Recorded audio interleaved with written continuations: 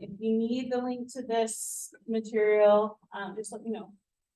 Okay, and so we were ended on this idea of judging the value of information. So this mostly boils down right to this idea of distinguishing relevant information from irrelevant information. So sometimes you have questions, right, that are going to say, what's the relevant thing? Or you might see the opposite, what's the irrelevant thing? So then hopefully just that kind of common sense, like, okay, well, if there's one relevant out of three, then three of them should be pretty far off, right? Well, maybe not pretty far off, but on. Hi, Spencer. Good to see you. Go ahead. So yeah, so hopefully everyone remembers that. Okay, so we practiced with texts between this idea of, right, relevant versus irrelevant and judging the value of information. Now we're talking about diagrams. So we left off on page 67, okay? And there's 5 questions here based on this very interesting looking diagram here. Beak structures. Anyone want to be in? What is it? I almost remember it. Now I'm like, I don't think that's right. Ornithographer. I think that's the word for bird studier. Anyway, it doesn't matter. Work on. Back, are we on the comprehension? Yes. Yes, we are. And we are on page 67, which is pretty much, we're getting in like the last fourth of this big lesson we've been working through. So 67 up in the top right corner. Got all these cute little birds.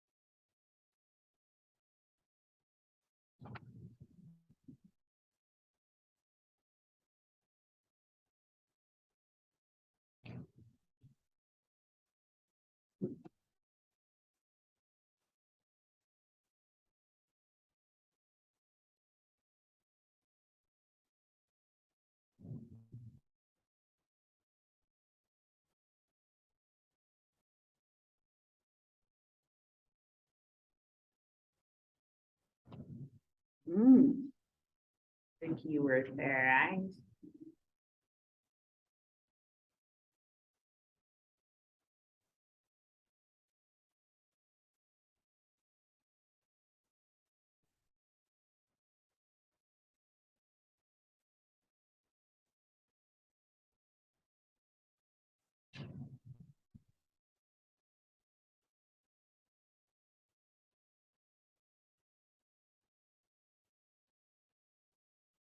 All right, let me know when you guys have your 5 answers. Are you good to go, Spencer?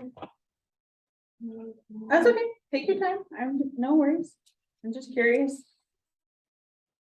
Oh, hi, Camden. Good to see you. Glad you could join us. Hopefully you figured out where we're at. We're on page 67. And then I put the attendance sheet in there for you too. So it says 67 up at the top right. And yeah, I got you forward.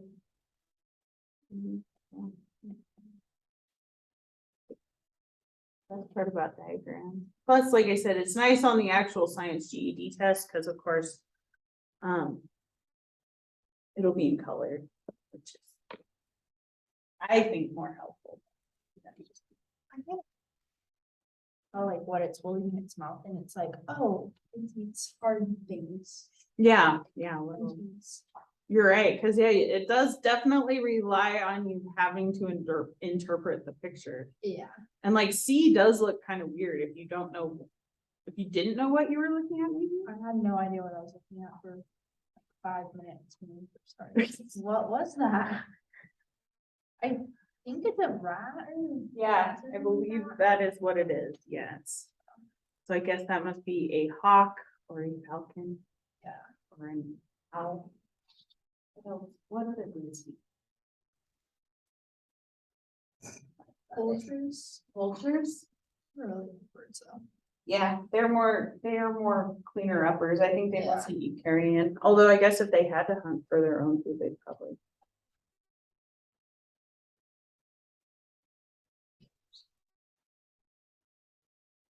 How are those ones going, Ethan? They making sense?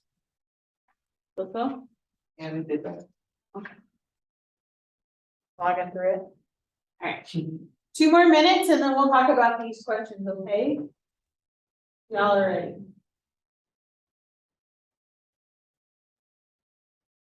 I'm ready. What I was really confused about was 4.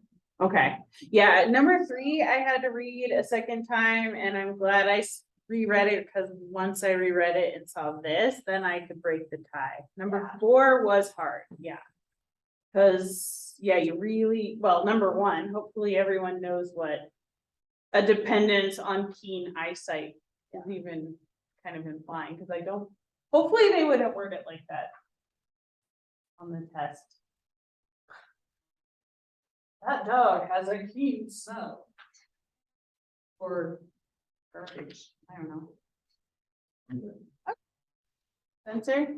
Brittany or Camden, do you guys need more time on these questions? I'm okay to go through. Okay, cool. Thanks, Brittany. All right. So number 1, and I tried to highlight our keywords, right? And really just help you guys see and help you zero in, right, on exactly what the crux of the question is, I guess. But which 2 drawings above would be of most interest to someone studying different beak structures of birds that get their food from rivers and lakes? So what do you guys choose there? Good. Exactly, right? Because of course, fish and sieving, which sounds so great. I guess that's what ducks do. Although, even though they don't have teeth, it hurts. They bite.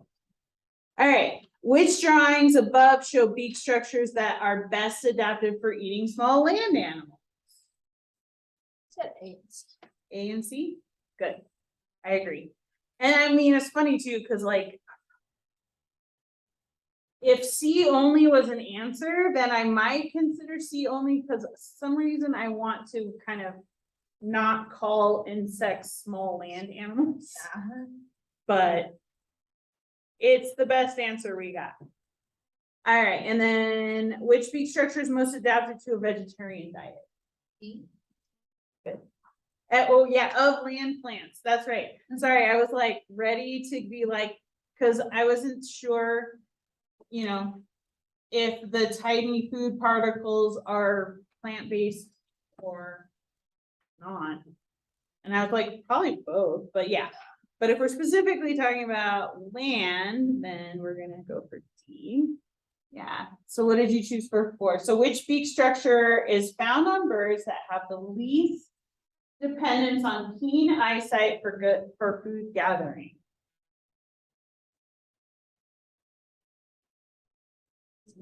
Okay, Spencer, what did you choose for 4? Did that one make sense to you?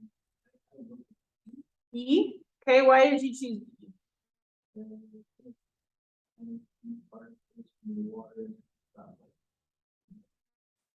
E? Beak is flat. Okay, and of course, really what the crux of the question is, right, is like, who would need their eyesight the least to be able to gather the food that we see here? And so, yeah, right, if you're just taking food particles from the water and, I mean, sieving them, right, is this idea of straining, kind of? Well, I'm glad that you can not really read it and still get the right answer, so that's awesome. No worries, no worries. Well, I figured. It is- it's definitely the most different amongst the 5 beaks as well. Yeah. I guess there aren't any North American birds that have like parrot beaks that crush. And then number 5, the drawings would have the least relevance to a person interested in. I thought it was the brain sizes, yeah. Oh, okay. I have it circled and I was like, bird watching.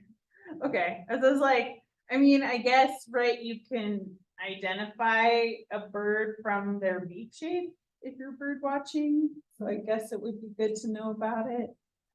You're like, oh, that bird is tearing the mouse. Oh my God, there was a crazy video on Reddit this week of an eagle that got attacked by an octopus. And they had to like take the eagle, like off the octopus off the eagle. It was crazy, pretty intense. It was like totally wrapped around, but it was like this like standoff between them. I've seen They're, those like, videos floating on top of where water. like these humongous birds just pick up babies. That is scary. I agree. That would I was like, oh be my the gosh. most awful feeling. But imagine like telling your kids that like, hey, I was picked up by a bird. That's true. Okay, as long as you're not like blown away and Yeah. disappear forever. Cause yeah, then it's like, I don't know, then you think about like when they like tenderize their meat and they like throw it off the cliff and Yeah. the mountain goat stumbles and they're like, now it's nice and tender. Okay, so everyone seems to be doing good about distinguishing between what's relevant and not relevant. So now, right, we're gonna judge the adequacy of information. So here, when we think of this idea of adequacy, right, we were talking about if there is enough information to support a conclusion. I think I kind of mentioned this when we looked at what we were going to go through in this unit 4, right? So whenever we think about adequacy, like I said, it's always this idea, right? Is there enough?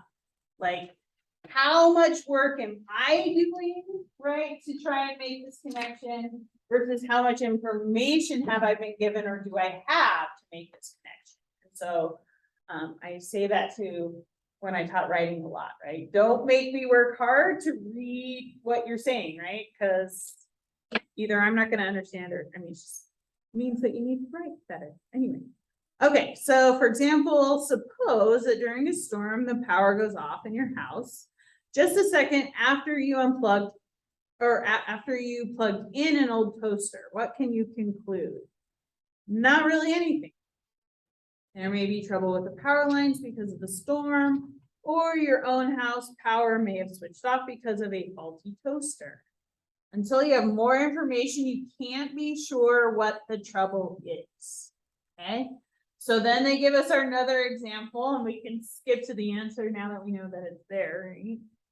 So we have this passage and then this is good to see this sample question, right? That's going to ask you, right? Which item of information would you need to know in order to be sure? Okay, so I asked this question, I think a lot, right? And so now we'll see how, right, the test kind of assesses this. So a tide is the alternate rising and falling of the surface of the ocean. At any point along a coast, a rising tide occurs at a regular interval and is later followed by a falling tide. A rising tide is called a flood tide, and a falling tide is called an ebb tide. Oceanographers often keep tide tables to tell when tides occur. So then an example question, right? Which item of information below would you need to know in order to be sure of what type of tide will occur in Depot Bay? And so, right, you would have to know what was the tide, right, that previously occurred to know what the next one coming is. So hopefully that feels good. And it makes sense. So it looks like exercise 5 and 6. So exercise 5 is just gonna do what the example did. So it's down here at the bottom of page 68. And then once you finish exercise 5, go ahead and do the 4 questions for exercise 6 as well, okay? So go ahead and do exercises 5 and 6 on 68 and 69, and then we'll continue.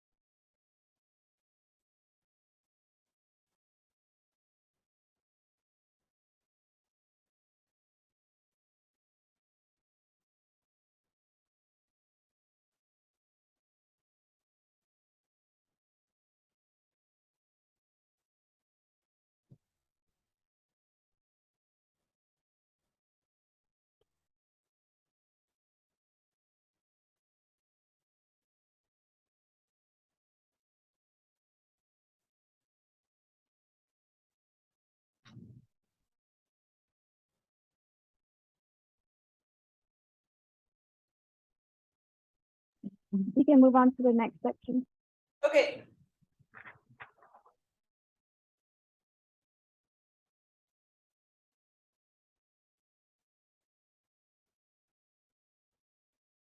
Hopefully you can see that, okay?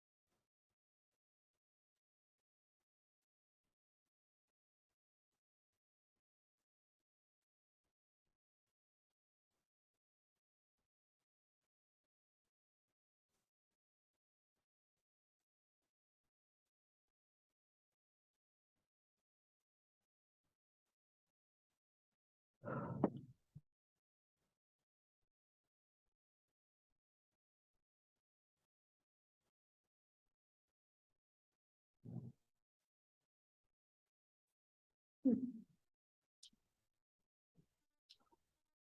right, let me know when you're ready to talk about the 5 questions, but no rush. Oh, yep, yep.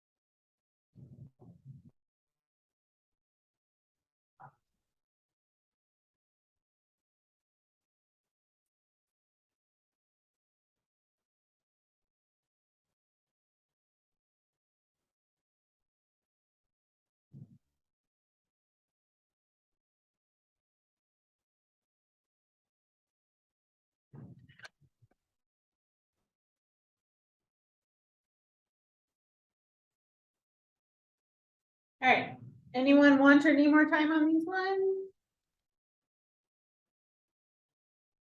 Good to go. All right, so number 5, right, is similar to our example that we saw. So let's see what we got here. Competition for food determines where animals can live in a forest. When 2 different animals eat the same food, each animal may have to find its own region of the forest where it has sole access to that particular food supply. So which item of information below would you need to know in order to decide whether owls and hawks can live in the same part of the forest? Is it 3? 3? Yep. Brittany, is that what you got to? Hopefully. I think you said yes. I feel like she said. Yep, good. Of course, right? And I'd say yes, but where I live, there's plenty of mice to go around, so. Oh, it's not a forest. So. All right.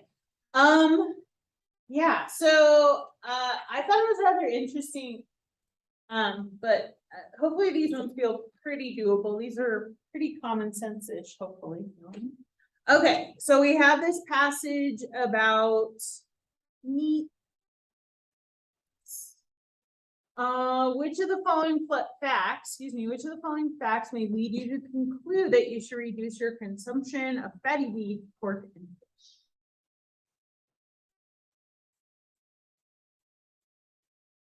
What do you guys choose for number 1? 2? That is true, but I don't think it's in the passage, right? I don't think the passage says anything about cancer. And that's still, yeah. So while number 2 is true, it's not true from the information we have. You said 1? I looked at both 1 and 3, but. Okay. Yeah, 1 seems, I mean, when I see 1 saying something, it causes no known something, usually that's grounds to throw the answer out, because oftentimes something's gonna have a negative effect on somebody somewhere. Organically grown foods, let's see, so is that true? Can we find that in the passage? Does it talk about organic food anywhere? I don't see anything. Oh, no, this is vegetable. Oh, okay. Cooking destroys many types of chemical pollutants. I don't think there's anything about cooking it either, is there? So I guess shellfish is the shellfish one, must be it. But I know there's not anything about shellfish. Shellfish, and it's about fatty beef, pork, and fish, huh? Okay, why can't I mean, like I said, 2 is true, but it's, I mean, I guess we could conclude that, but I don't know. That's funny. What page page is this? 69? Okay, only, oh yeah, 2. Only choice 2 gives a link between a high-fat diet and a known health risk. So I guess, great. I guess our background knowledge did pay off there. Because yeah, I mean, 2 was the only one that made sense for the question as well. Because of course, yeah, once again, right, if we're talking about all of this type of protein, right, then, you know, yeah, 5's too specific. And then, yeah, like the rest of them aren't really directly mentioned. Okay. All right. Too bad meat is just okay. All right. Which of the following facts would lead a 35-year-old man to reduce his body fat by dieting? What did you guys choose here? This one was pretty easy. Is it 4? 4, yeah. I always like these ones because the other choices are always funny. His family says he looks great and has no reason to diet, but I'm gonna diet. He used to weigh 30 pounds more than he weighs now. Well, then he has an eating disorder and we have to look into something else going on, right? Okay, and then we have this other text about density and especially the density of liquid. And we get this wonderful word miscible. I learned that word today. I probably won't remember it though. All right, which of the following facts would enable you to conclude that the density of water is greater than the density of gasoline?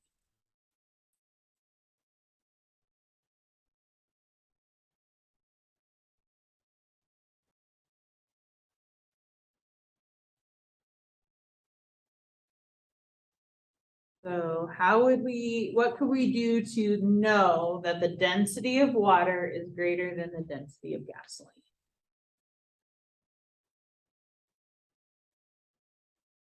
That's what I was thinking too, right? Because of course the liquid with the lesser density will float on top of the, right? And that's why oil floats on top of water, right? Because the water is more dense. Perfect, good.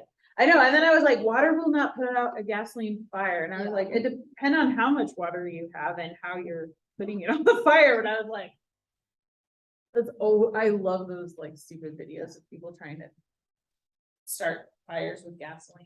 Oh my They gosh. usually end up like lighting themselves on fire, blowing stuff up, catching the gas can on fire, all those fun things. Yeah. It's like, just use, don't you have used motor oil around or something? My friend messed around with gasoline. He was just burning some trash, but he tried to throw it. I guess the gasoline caught on fire, but he tried to throw it and Yep. Yeah, and then spread fire. Yeah, burned pretty bad. They told him don't do that, and he got dousing it on trash, and they told him, better stay away here. Yeah. No, pretty cool. Oh my Boom, gosh, got fire, but he's all right. He has a lot of skin graft. I remember watching a lady at Circle K over on Lake Mary Road, like light up a smoke and she was putting gas in her car. I was like, I'm glad my car's full and I'm leaving. Like, I'm sure that's still a thing you're not supposed to do. I know. Like, damn, you sure making a blow. yeah, you are tempting fate. I am not that risk averse. Their last cigarette, I guess. I guess so, yeah. Like, really, just good then. All right, which of the following items of information would you need to know in order to determine whether alcohol will float on water? I said B. B. But this is alcohol floating on oil. Okay. Is A also a piece of the pie that we need to know? Yeah. Yeah. Right, because we have, right, if they're miscible and we try to, right, pour them together, then they'll just mix together and we won't know which one's denser or not, right? So they have to have both characteristics, which is why, right, we can't. They are. Right, because, well, yeah, that's right, because when you make layered shots, it's always different kinds of alcohol, right? Yeah. That's all right, you will, maybe, you don't have to, no pressure. They are delicious though. Fancy bartending, yeah, you can like layer, I think my husband used to make one, it was like amaretto. I can't remember. It was good though. Try some incredible. Yeah. Yeah, it's like a pretty interesting process because you have to like pour it really slowly. So you usually pour it off the back of a spoon, so it runs really slowly onto the next layer so that they don't miniscable themselves. So you get the pretty layers. Kind of like a lava lamp. Yeah. I think a lava lamp is doing something to the density of the material inside of it. Because what's Because remember how to bulk. yeah, right? The heat changes the density. What is the medium of the lava lamp? My friend made one time. You make it. Yeah, you can make them out of like vinegar and Is it like rubbing alcohol? I think it's rubbing alcohol. Yeah. And then you just add food dye to it. Oh, wait. Oh, yeah, yeah. Yeah, we agree, Cameron, yeah. So water is not, yeah. I was like, I'm pretty sure, yeah, for gas fire, you want to smother more than douse, yeah. But anyway. Yeah. Yeah, lava lamp. What is?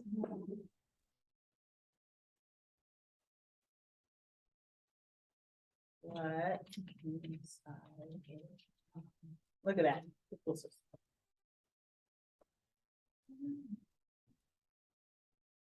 Oil, oh, mineral oil wax. I don't know what carbon tetrachloride is. Wax, a wax compound and a liquid compound. Earthing. No. Oh yeah, because when wax is in water, it floats up compared to when it's not hot, it floats down. Yeah. Okay, that makes more Yeah, sense. yeah, that does. Mixing alcohol and water and mineral oils dyes. Okay. Now we know, yeah. I don't know, I can't remember, like my friend Tony called me to help him like clean up the aftermath of the lava lamp he was trying to for his girlfriend. Oh, that's the kind of friend I am. All right. And things you do. Thanks. I got these two piercings because of that candy. Last time too on the reservation, was when we were pulling the tube. And the bro was sitting on it, so we're on the dirt roads. Okay. And here freaking, we didn't know that the sheep herding dogs were like in a distance, and here they started chasing him and all attacking. We're trying to freaking haul but we get attacked by some dogs. Not the.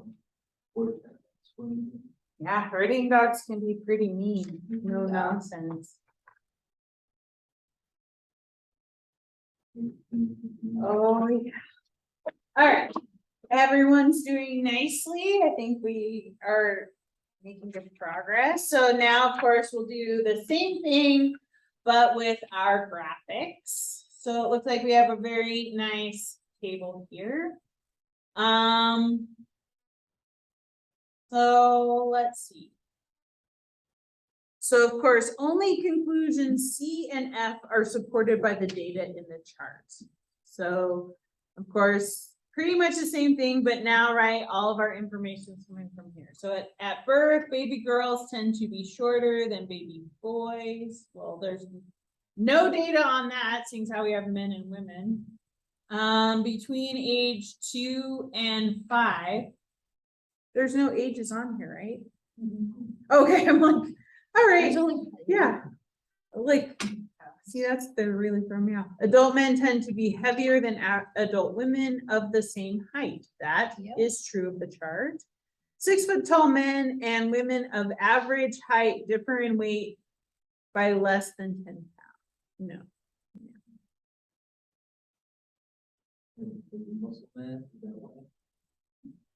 I feel like bone density is also a factor, but yeah.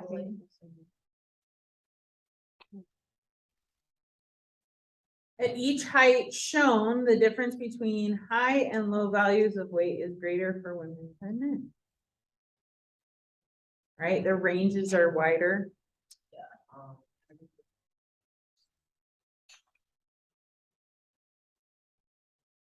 All right, so same thing as before, so go ahead and work on exercises 7 and 8.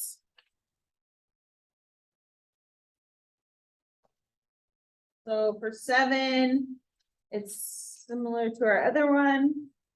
And then 2 questions for 8. So Brittany, let me know when you're ready to look at exercise 8. This is exercise 7.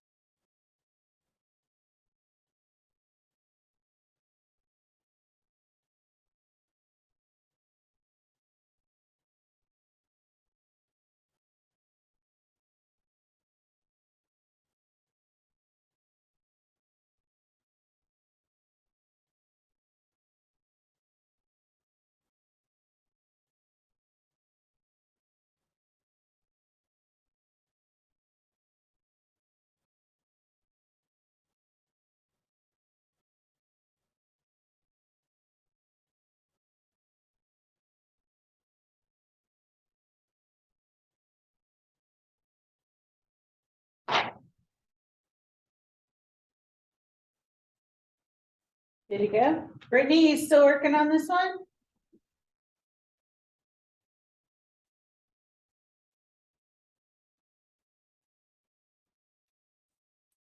I'm progressive.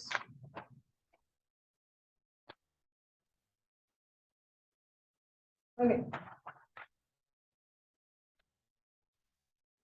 The old fulcrum.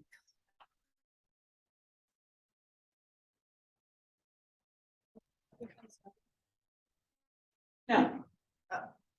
It was very much like the warm up on the first page, but no, I wanted you to do 7 and 8. On 71 and 72. Good?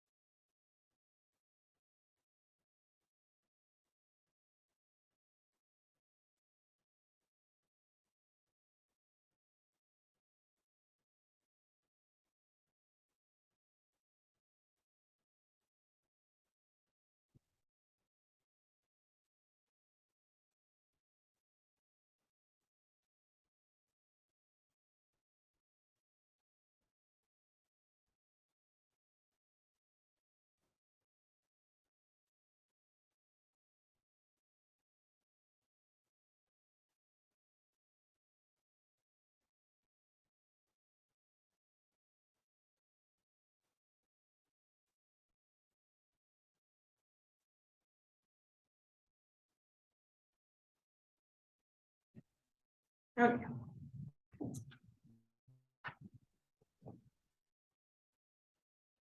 Oh, okay. Yes, Brittany, I will email you. You don't have this big packet, Brittany, that we've been working through. I will email it to you. I'm writing myself a very important note about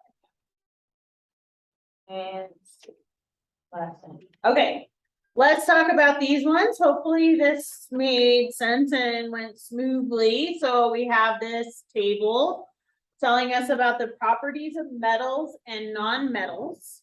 Okay, so we have 5 specific properties, and then, right, how does that look when we're talking about metals versus non-metals? Okay, so iron, a metal, is a better conductor of heat than glass, a non-metal.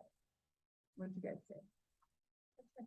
Yep, good, right? Because of course we look at heat conductivity, and metals such as iron are very good. Non-metals like glass are very poor. However, glass can get pretty hot.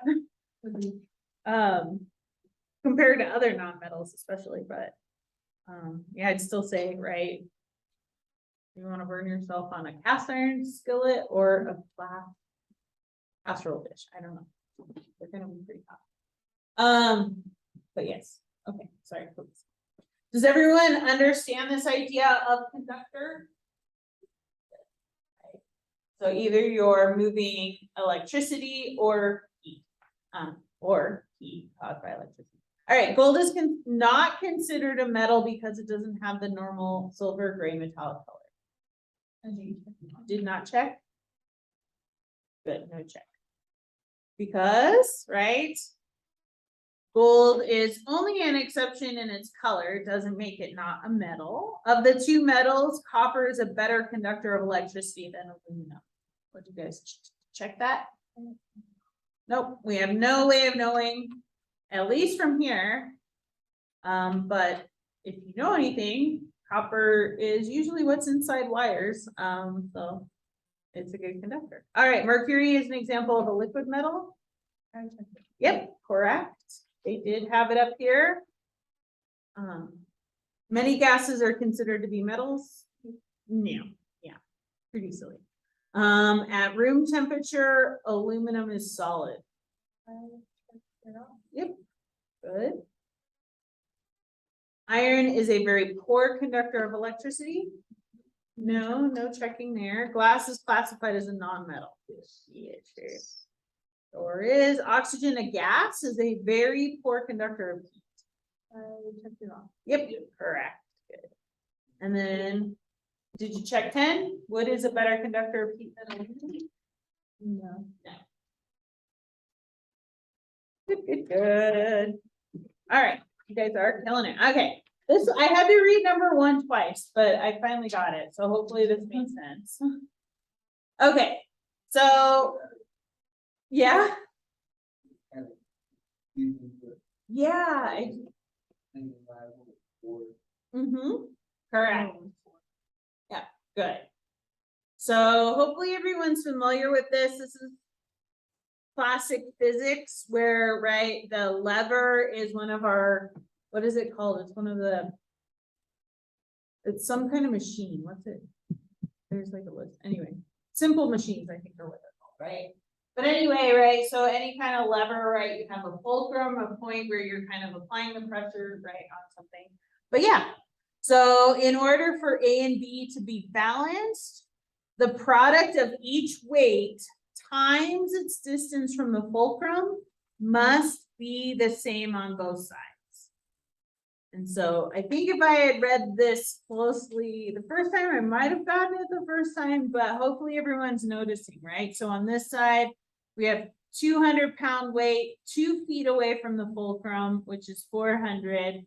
And on this side, right, we have a distance of 4 feet and a 100-pound weight, but because it's 400, it's balanced. Same with 300, 3 times, or 100 times 3, or 300 times 1. Yeah. Okay, and then, right, assume that the teeter-totter in drawing C is moving. What item would you need to know in order to determine whether the teeter-totter will balance when the children stop it? Huh? 5. Correct. Correct. Ah, seesaw days. Nothing like having someone bail at the bottom and when you're at the top and go slam into the ground. You get off. I like tricycles.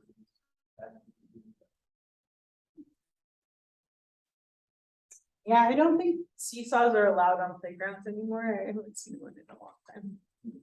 At Cromer Elementary School, there's one still, Oh, that's good. but they have it blocked off. So I remember, yeah, when I went to elementary, we had like a merry-go-round in our, and seesaws, yeah.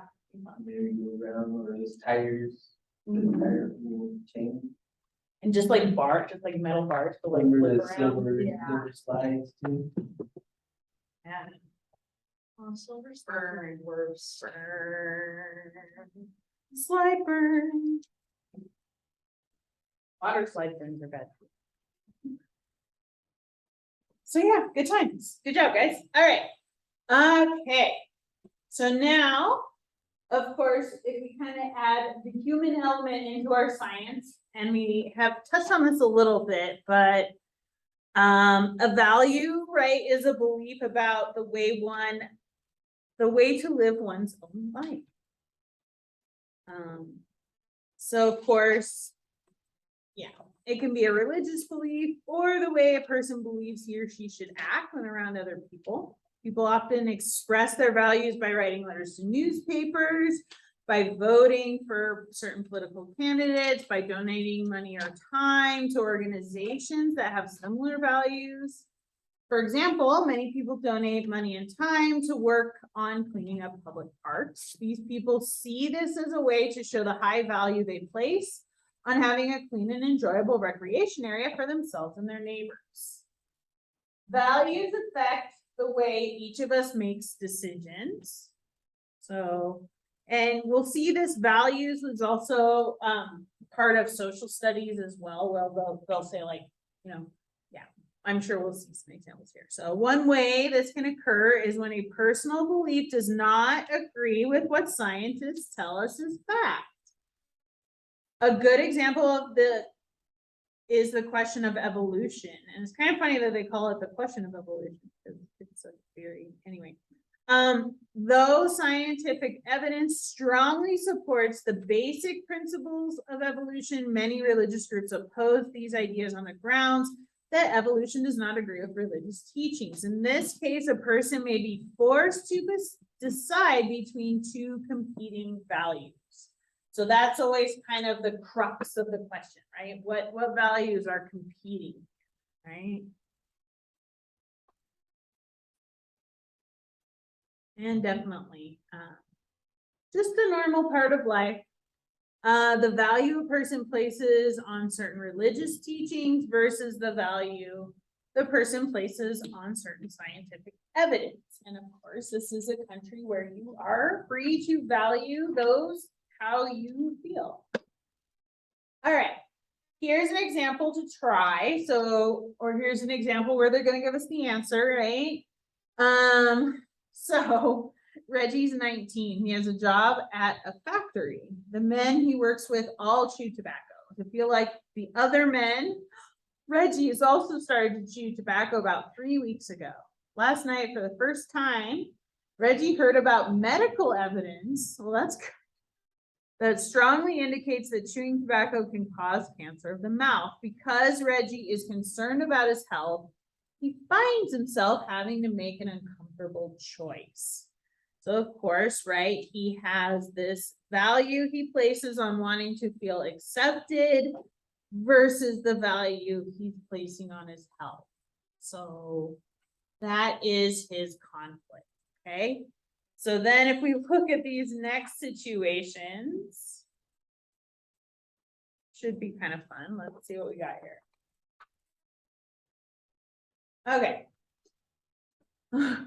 According to Betty's religious beliefs, she's not allowed to have a medical operation of any type. So maybe she's a Jehovah's Witness, maybe? Or Christian Scientist, I'm not sure. Recently, though, Betty found out that she needs an operation on her fallopian tubes if she ever wants to give birth to a child, a lifelong dream of hers. So what is the conflict? Right, so it's between her religious belief against operations and then what's it in conflict with? That she needs operation. You want to give birth. Right, it's more, yeah, so it's like, it's her religious beliefs against operations versus her dream of having kids that can only occur if she gets an operation for it. She can adopt. That's true. There's plenty of kids that need adoption. That is very, very true. I'm totally in for that. I'm glad we fixed Betty's dilemma, just with that simple fix. All right, Jay, a physicist, has found out that the company he works for has accepted a government contract to do work in nuclear weapons research. Jay is strongly opposed to the use of nuclear weapons and he refuses to take part in the project. So what's the conflict there?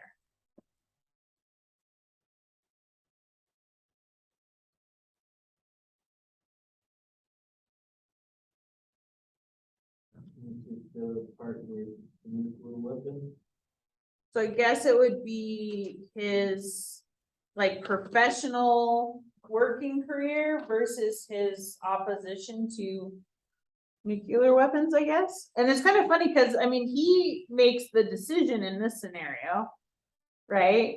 So I guess he did let his values against nuclear weapons, right, guide his decision to refuse to take part in the project. Now, is he gonna lose his job? Hopefully the company has other contracts and he can, right, just be assigned to a different group, but I mean, yeah, right? We have a lot of, Just depends if he's a good hard worker and you need him. No. yeah, and I mean, I wish I was like financially stable enough to, be able to morally quit things like jobs and stuff, Some people can do that, and I mean, I've luckily never had a working situation where that's been It's better. so strong. As long as you don't have no payments, it'll be okay and pay out things ahead of time. Is a lot. So it's like, yeah, I mean, I would definitely want to put my foot down if I felt like what the company I was working for was not. Takes a while, but savings is worth. Yes. All right, finally, Rosario, a housewife on a limited income, drives an older car. She's been told that she can use either regular gas or unleaded gas. Regular gas is about 10 cents per gallon, but it creates a dangerous, wait, isn't that? Oh, no, that's leaded. Okay, regular is leaded, that's right. I'm like, just now, in the long ago. But it creates a dangerous form of air pollution because it contains lead. Unleaded gas is good for her older engine and is safer for the environment, but it costs more. So what's Rosario's dilemma?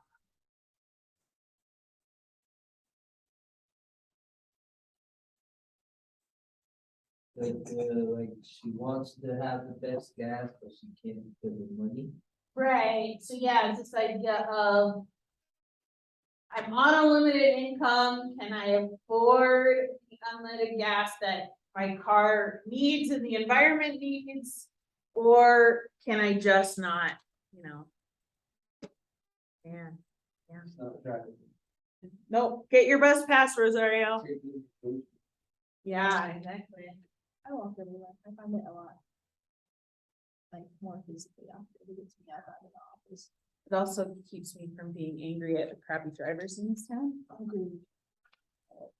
Oh, being a pedestrian is just as scary sometimes. Yeah. That's why I usually wait until it says walk down both ways. Oh my gosh. Yeah, sometimes, like the hill going like out on 66 on the business route, Yeah. people just cut across that hill all the time. I You've been on the picture canyon? don't think so. That place is pretty cool to go hiking. Yeah, we actually went out there Out for Williams? last weekend. Yeah. Roads. I- You go through the back roads, through the mall and through there. Oh, okay. Never gone that far down. Right, and then there's like a little, kind of like river that runs, it's like a little waterfall, it's nice. Oh, the sewer river. Huh? That's the sewer river. See that again? Sewer river. That's a sewer river, but there's water, all I know is there's water running, I'm like, I don't even touch it, but. Yeah, that's sewer water. Yeah, I like the. I miss running.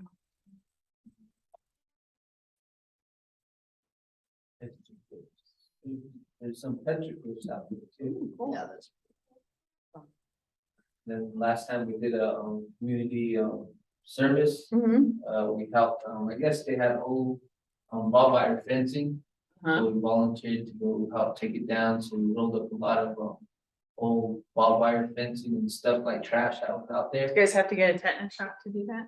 Not really, they gave us, we do, like, when we get yearly checkups though. Oh, yeah. tetanus shots and all No, that. I mean, I just thinking of like old barbed wire just makes me think of tetanus Yeah, shots. it was old, I mean, even the fence posts were so old, Yeah. and like, there was a shack that was out there that, I guess it's gonna be storage, so. they're Oh. gonna build it, They're gonna preserve it. That's Yeah. cool. yeah, so. Then we seen the elk out there, we put some elks and the lilies. I like nature. Yes, I agree. Head out. Okay. I'll do a little bit more tonight after practice. Okay, no worries. All right, let's see, we are in the home stretch here, guys, so. Yeah. Okay. So this last piece is very important and it's definitely on the test. Of course, see you next week. You should be in our new classroom, but I'll text everyone for sure. What's their new classroom? Our new classroom is B4, so it's actually on the other side of the building. Towards the wood shop. All of our classes are going to move from this room to B4. So that's just the next one we're actually. No, so it's so weird. Okay, yeah, so like from this hallway toward the library, it's C. And then from that next hallway down all the way to the end of the building to the east is B. So everything from that hallway here down is B and everything from here over is C. Why? Because apparently this used to be like an old grocery store in like the long ago. What the locals say. So yeah, new classroom next week. There'll be signs and stuff. Whatnot, but yeah, so basically come in the main doors and then go to. No, wait, I'm coming in the main door and I'm gonna go to the right, or like that hallway that's off that way. And then just go down that way past the pop machine and the candy machine. And it's the first door on the right. Okay. That's a classroom would be? Oh, so it's way at the corner. It's that way. It's at the opposite end. Oh, so it's not the, So yeah, everything from this side of the building that way is all C. We're gonna be in B4. Sure, did you finish it? Awesome, sure. Yeah. Yeah, you're good, dude. All right. I think since Kaylee and Brittany and Ethan need to go, we could just all kind of be done early. And don't worry about changing your form or anything, but I don't want Kaylee and Brittany to miss this big piece. So let's just go ahead and say we've got a good stopping point and we'll pick it up here on page 74 on Tuesday, okay? Camden, do you need anything specific? Is everything going okay for you?